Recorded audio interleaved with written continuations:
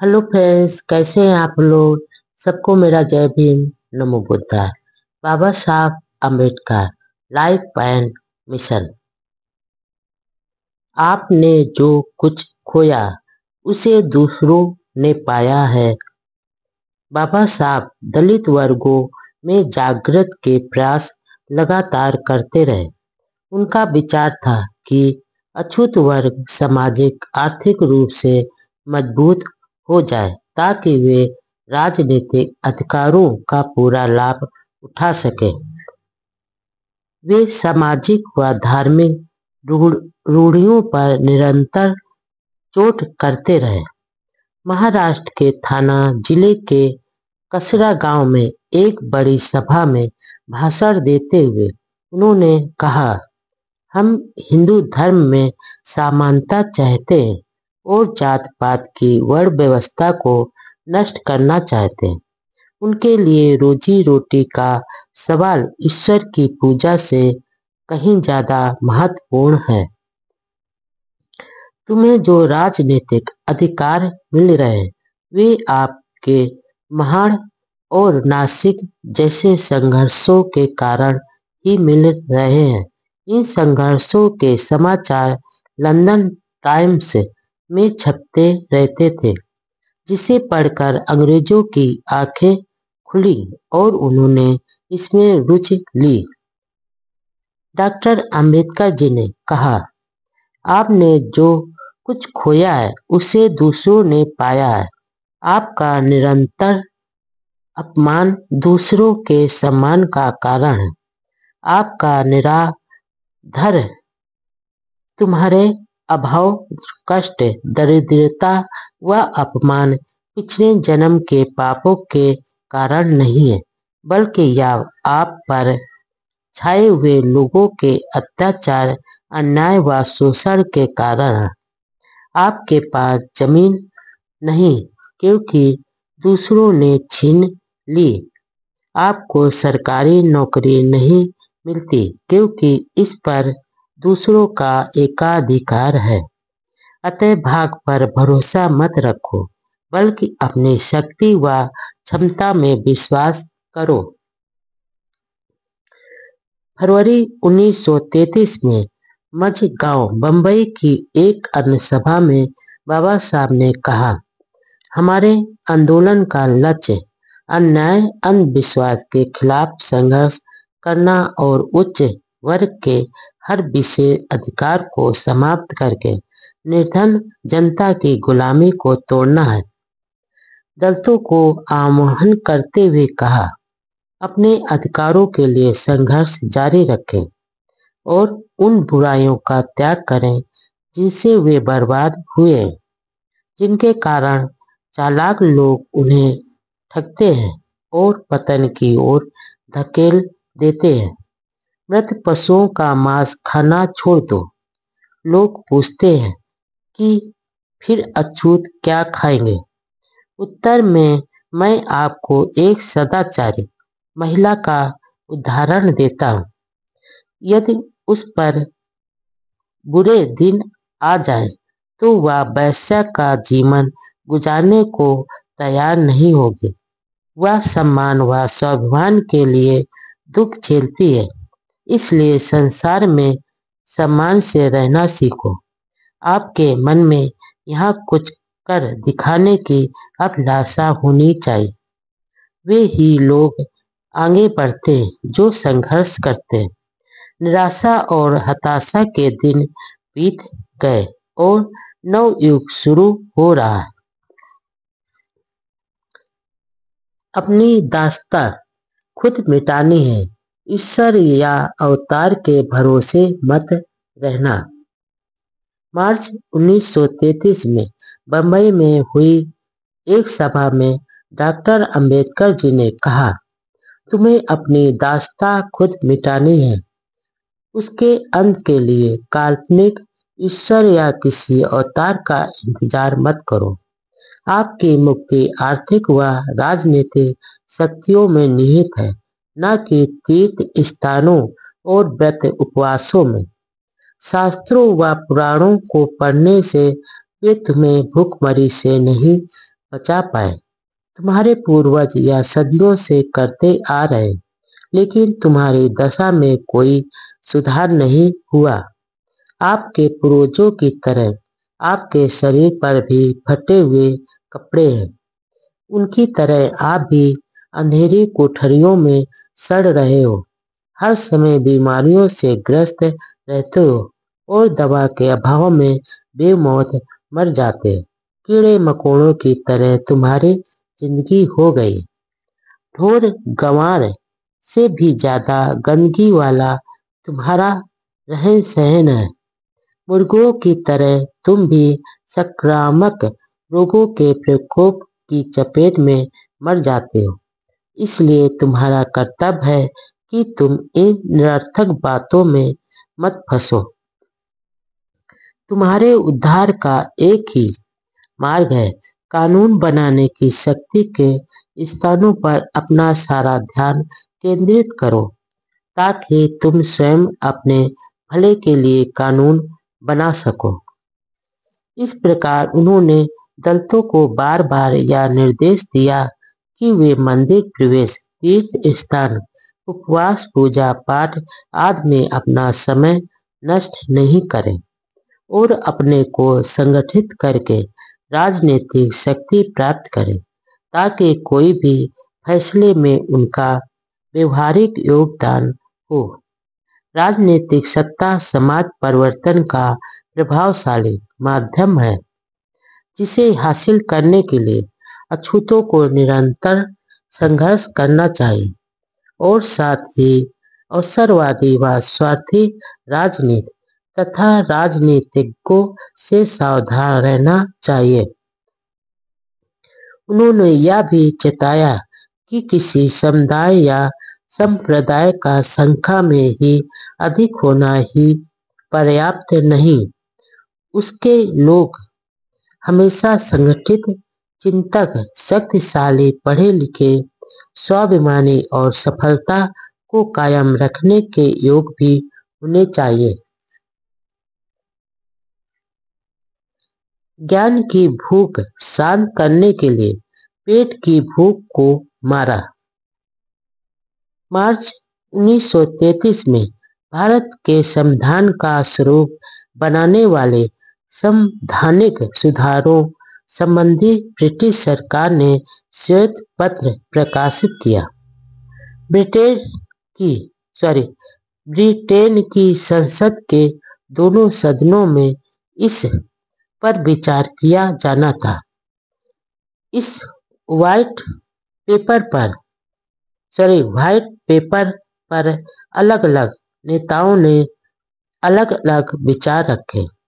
मोहम्मद अली जिन्ना ने कहा कि श्वेत पत्र गलत रूल है, जो ब्रिटिश राज सत्ता का नियम है। सुभाष चंद्र बोस ने कहा कि वह शांति भंग करने का कारण है और डॉक्टर मुंजे ने कहा कि यह काला पेपर है। इसी प्रकार जयकर ने कहा कि संघ राज की कल्पना अब पीछे हट रही है। इसी समय बंगाल विधान परिषद ने पूना पैक्ट को रद्द करने के लिए एक प्रस्ताव प्रस्तुत किया। डॉक्टर अंबेडकर जी ने टाइम्स ऑफ इंडिया के जरिए कहा कि बंगाली हिंदू नेताओं ने पूना पैक्ट समझौते में पूरी तरह से भाग लिया है।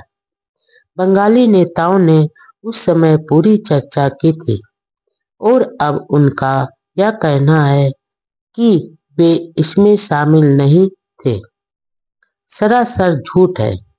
व्हाइट पेपर की घोषणा के बाद प्रतिनिधित्व करने के लिए 17 सदस्यों की एक ज्वाइंट कमेटी नियुक्त की गई, जिसमें डॉक्टर अंबेडकर जी का भी नाम था।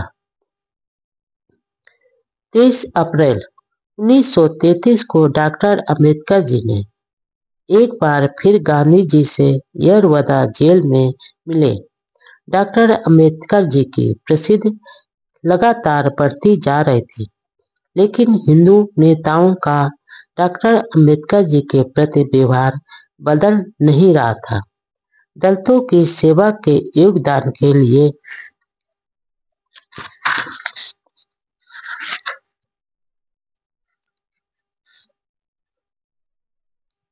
महाराज सयाजी गायकवाड़ का बम्बई में साक्षात्कार होने वाला था।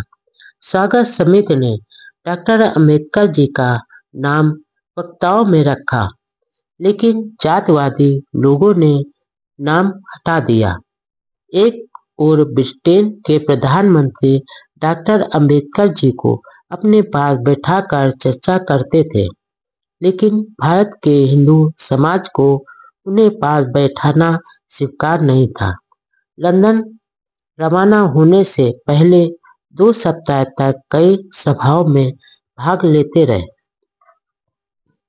12 अप्रैल को परेल बम्बई नगर पालिका की शिक्षा समिति के समारोह में डॉक्टर अंबेडकर जी ने कहा, मेरा सारा जीवन विद्यार्थी के रूप में व्यतीत हो, ऐसी मेरी इच्छा थी। ज्ञान की भूख को शांत करने के लिए मैंने पेट की भूख को मारकर अनेक ग्रंथ खरीदे। प्राध्यापक की नौकरी स्वीकार कर किताबें पढ़ने के सुख के साथ समय व्यतीत करूं, ऐसी मेरी इच्छा थी। लेकिन गरीब, उपेक्षित, अछूत समाज के अधिकारों के आंदोलन में समाज का काम करने का सौभाग्य मिला है। इसी दौरान डॉक्टर अंबेडकर जी ने अछूतों के प्राइमरी चुनाव के बारे में गांधी जी की क्या राय है, यह जानने के लिए गांधी जी से मिलना तय किया। इधर जगह जगह सभाओं में जाना होता था। कोर्ट में कुछ मुकदमे चलाने थे। लंदन जाने की भी हड़बड़ी थी।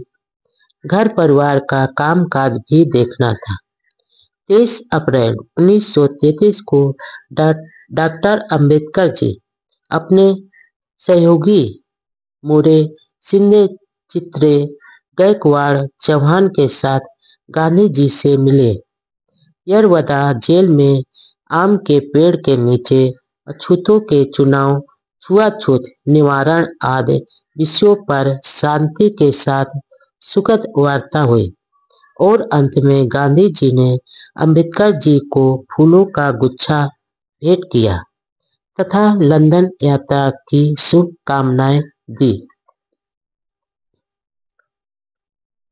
23 अप्रैल 1933 को अछूत समाज की ओर से आयोजित दामोदर हॉल परेल में बाबा साहब को सम्मान पत्र दिया और भाषण में कहा, दूसरी गोलमेज कॉन्फ्रेंस के समय मैं बहुत दुविधा में फंस गया था। यदि अंग्रेजों के खिलाफ होता तो उनसे कुछ नहीं मिलता और यदि गांधी जी से झगड़ा करता तो वे कुछ भी समर्थन नहीं करते। अछूतों के हक में जो कुछ कमियां रह गईं उसे पूरी करने की कोशिश करूंगा। अंग्रेज सरकार से अधिकार दिलाने के लिए मैं संघर्ष जारी रखूंगा। मुझे विदा करने के लिए गरीब लोग अपनी रोजी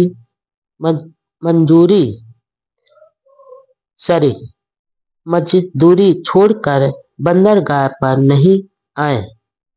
मुझे यह सब अच्छा नहीं लगता है। अछूतों के भविष्य की चिंता में खुद को भूल गया हूँ।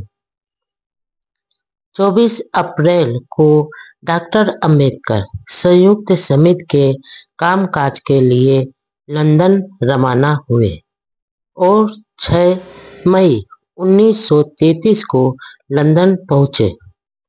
8 मई को गांधी जी द्वारा आत्म शुद्धि के लिए शुरू किए अनशन की खबर लंदन में पढ़ी। अपने सहयोगियों से पत्र द्वारा पूरी जानकारी मालूम की। वे भारत में अपने सहयोगियों के निरंतर संपर्क में रहते थे तथा ऐसे विकट समय में साथ देने के लिए प्रशंसा करते थे। अपने अखबार जनता के संपादक भास्कर राव के योगदान की भी पत्र द्वारा सराहना की तथा उनकी कृतज्ञता प्रकट की। जनता अखबार का डॉक्टर अंबेडकर जी विशेषांक देखकर बाबा साहब ने लिखा कि सिर्फ मेरा गुणगान ही करना ठीक नहीं है, बल्कि मेरे द्वारा तथा मेरे जैसे लोगों द्वारा अछूतों के लिए उठाए मुद्दों पर ज्यादा चर्चा हो। डॉक्टर अंबेडकर जी जनता अखबार के लिए काफी लिखते थे। इसी दौरान गवई गुट की ओर से यह अफवाह फैला दी कि डॉक्टर अंबेडकर इस्लाम धर्म स्वीकार करने वाले हैं। सूबेदार सावरकर ने डॉक्टर अंबेडकर जी को पत्र भेज कर लिखा, अछूतों की समस्या हल किए बिना दलितों का राजा डॉक्टर अंबेडकर इस तरह का कोई भी फैसला जल्दबाजी में नहीं लेगा, ऐसा दलित समाज में विश्वास है। इस पत्र के जवाब में लंदन से डॉक्टर अंबेडकर जी ने सावरकर को पत्र लिखा। धर्मांतरण की समस्या के बारे में लंदन में गवई के साथ चर्चा हुई थी, लेकिन गवई को हमने बताया था कि हम इस्लाम धर्म कभी भी स्वीकार नहीं करेंगे, क्योंकि हमारा झुकाव बौद्ध धर्म की ओर है। फिर अछूतों के भविष्य की चिंता के बारे में मैं इतना व्यस्त हूँ कि अपने को भूल गया हूँ। अछूतों की समस्याओं का समाधान किए बिना मुझे खुद के बारे में विचार करने का समय नहीं है। मेरी बात गवई अच्छी तरह से समझ गए थे, लेकिन फिर भी झूठी बात फैला दी, जिसका मुझे ताज्जुब हो रहा है। बाबा साहब रात दिन लिखने पढ़ने चर्चा आदि में व्यस्त रहते थे। स्वास्थ्य पर ध्यान नहीं दे पा रहे थे। डायबिटीज से बहुत परेशान थे। आंखों की रोशनी कमजोर होती जा रही थी। चश्मा भी बदलवाया। हिम्मत व हौसले से भरे उस विद्वान का स्वास्थ्य साथ नहीं दे रहा था। अपने आंखों की रोशनी चली जाने की कल्पना मात्र से वे सिहर उठते थे। कभी कभी वे सोचते थे कि उनकी आंखों से दिखना बिल्कुल बंद हो जाएगा। यह सोचकर वे बच्चों की तरह रो पड़ते थे। एक बार सिसकते हुए उन्होंने कहा, आंखों की रोशनी गई तो पढ़ना रुक जाएगा, और पढ़ना बंद हो जाएगा तो जीने से क्या फायदा। डॉक्टर अंबेडकर जी जब लंदन में थे तो पूना पैक्ट के खिलाफ भारत में जोरदार माहौल बन गया। जिन नेताओं ने पूना पैक्ट पर हस्ताक्षर किए थे या मंजूरी दी थी, उनमें से ज्यादातर अब विरोध के झंडे लिए हुए खड़े थे।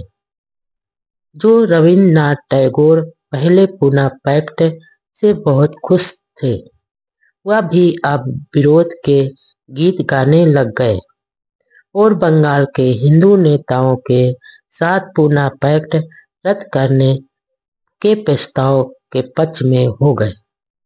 हिंदू महासभा ने ब्रिटिश प्रधानमंत्री को तार भेजकर लिखा है कि पंजाब में तो छुआछूत की कोई समस्या ही नहीं है, इसलिए पूना पैक्ट पंजाब में लागू नहीं किया जाए। लेकिन ब्रिटिश सरकार ने ऐसा करने से इनकार कर दिया। लंदन में ज्वाइंट कमेटी के अधिवेशन में डॉक्टर अंबेडकर जी 3 अक्टूबर 1933 को भारतीय प्रतिनिधियों की ज्वाइंट कमेटी का अधिवेशन लंदन में शुरू हुआ। 23 अक्टूबर को सर विंस्टन चर्चिल के साथ चर्चा हुई। डॉक्टर अंबेडकर की चर्चिल से बहुत नोकझोंक हुई, लेकिन आत्मविश्वास, साहस व जानकारियों से भरे डॉक्टर अंबेडकर जी के आगे चर्चिल सहित ब्रिटिश राजनेताओं की बोलती बंद हो गई। कमेटी ने नवंबर 1933 में अपना काम पूरा कर लिया। जो चर्चा हुई उसके आधार पर संविधान लिखने के लिए एक छोटी कमेटी बनाई गई। डॉक्टर अंबेडकर जी कुछ दिनों के लिए लंदन रुके। वह अपनी किताब भारत में सेना के संबंध में सामग्री इकट्ठी करना चाहते थे। लंदन प्रवास के दौरान सितंबर व अक्टूबर में डॉक्टर अंबेडकर जी अलग अलग स्थान, जिनमें प्रसिद्ध इंपीरियल होटल, मांगटेन्यू होटल तथा ब्लूमसबरी रोड के पैलेस होटल में रहे। पैलेस होटल में निवास के दौरान महार व चमार समाज के विवाद के बारे में एक पत्र लिखा। उसकी भी यहाँ जानकारी देना जरूरी है। वहाँ से एक पत्र में उन्होंने लिखा, मुझ पर यह आरोप लगाया जाता है कि मैं चमारों व महारों में भेदभाव करता हूँ, यानी महारों का पक्ष लेता हूँ। यह झूठ है और इस तरह की ओछी बातों से मैं ऊब गया हूँ। महाराष्ट्र में चमार कम संख्या में है और आंदोलन में ज्यादातर महार ही है। फिर देशस्थ महार कहते हैं कि मैं कोकड़ी महार हूँ। कोकड़ी महार कहते हैं कि मैं देशस्थ महारों की सलाह पर चलता हूँ। एक पार्टी के लोग कहते हैं कि मैं दूसरी पार्टी की मुट्ठी में हूँ।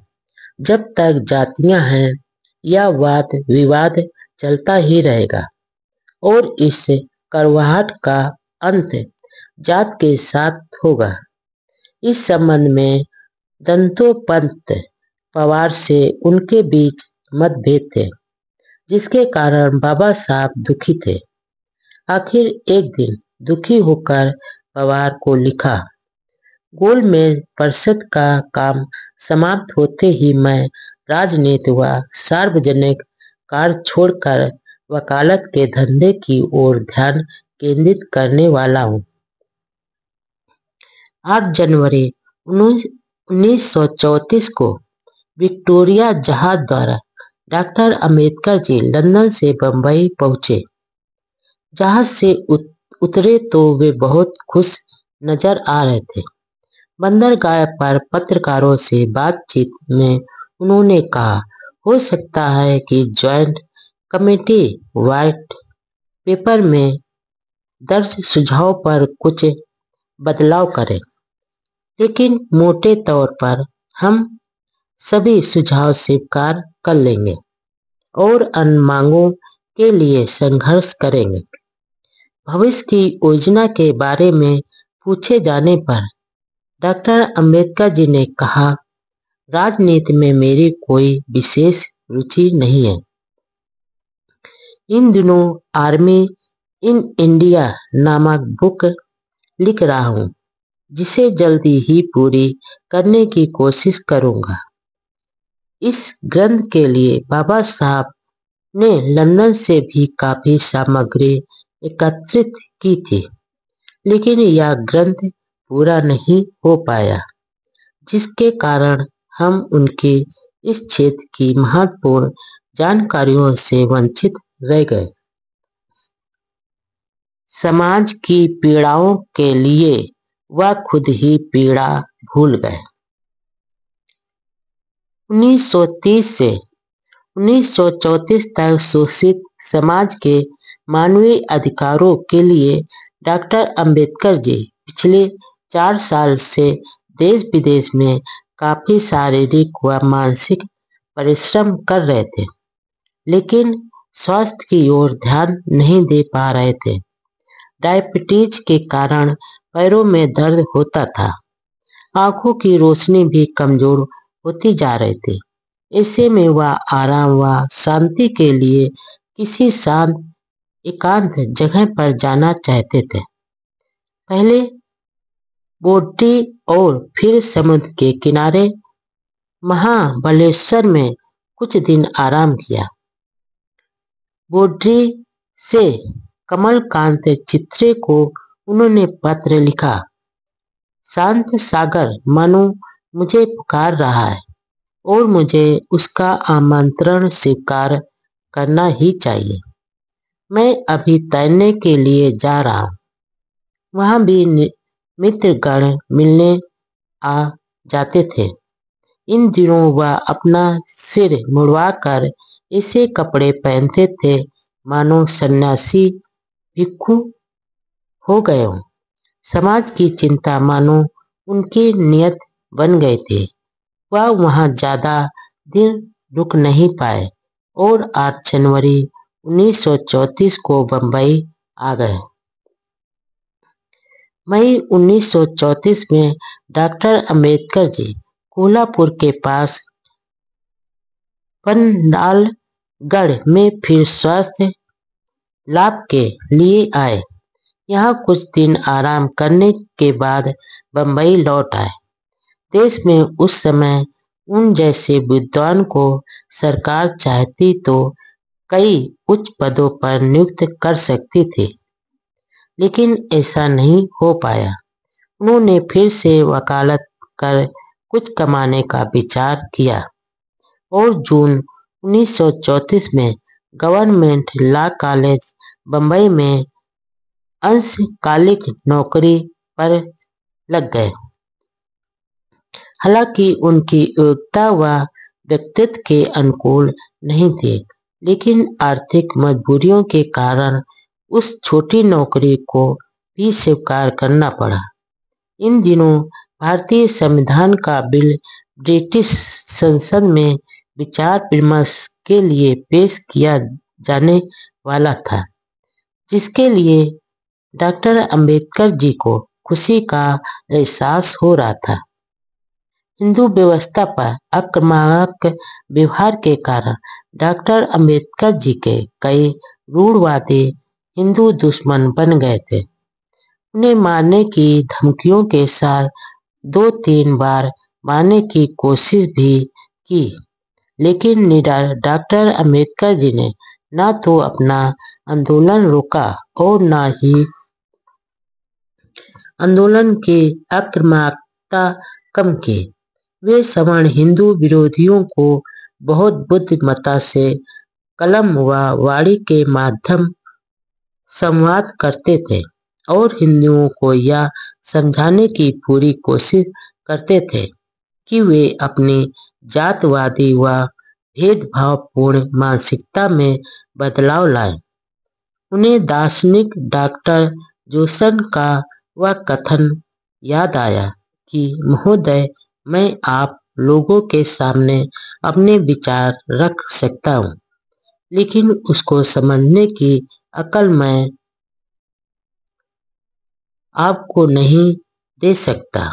सन 1934 में तो डॉक्टर अंबेडकर जी को पूरा एहसास ही हो गया था कि रूढ़वादी लोग उनकी हत्या कर देंगे।